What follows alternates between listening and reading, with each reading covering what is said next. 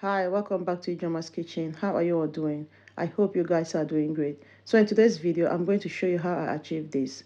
As you all know, guys, I'm a lover of food. I love to cook and I love to try new things. And at the same time, I love to use fresh ingredients on my meals. In today's video, I'm going to show you how I preserve these things from getting spoiled. As you can see, my spring onions is already getting spoiled. The thyme is getting spoiled and the garlic as well because I left them outside. I don't like it when I want to cook. I start peeling off garlic, peeling off ginger, and picking up those little thyme. It takes time for me. So this is the way I preserve it and save time while cooking. If you're that type that love to use garlic, ginger, and fresh thyme, spring onions to cook, I think this method of preservation is going to be good for you.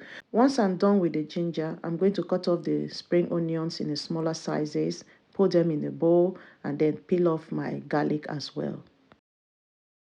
One of the things I hate in this garlic is picking it up. It takes time and your hands all be smelling garlic for a long time before the smell can leave your hand. As you can see, the garlic is already getting spoiled because I've left it for a long time. I don't have time to do it the way I used to do it. But today I said, let me just do it and show you guys how I preserve it. Even the thyme as well is getting dried. It's been long I bought them. I put them in the fridge and it's getting spoiled already there. So this is the way I preserve it, and it also helped me to cook my food fast. So once I'm done, I'm just going to wash it up and then put them in the blender, blend them very smooth. I used to blend garlic and ginger and leave them in the fridge then. But after some days, it changes color and the taste as well change. But ever since I started using this method, I enjoy fresh ingredients on my food. So once I'm done blending it, I'm going to pour them out in the ice cube shape and then put them back in the freezer and allow them to freeze. This really saves time, honestly, because I don't like peeling off garlic and ginger whenever I'm cooking. To me, it takes my time a lot.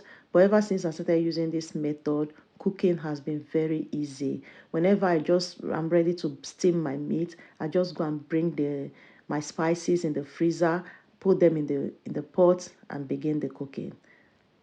I'm just going to quickly fill up the other ice cube shape before I put them in the freezer. Alright guys, if you like this video, don't forget to give me thumbs up, leave good comments and share. And if you're new to my channel, you are welcome. Please subscribe. Okay? And if you try this method, don't forget to let me know in the comment section. Next, I'm going to put them in the freezer and let it freeze. So guys, this is how it looks.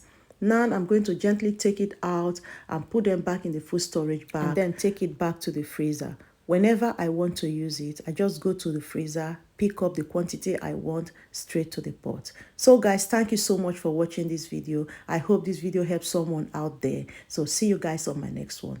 Bye.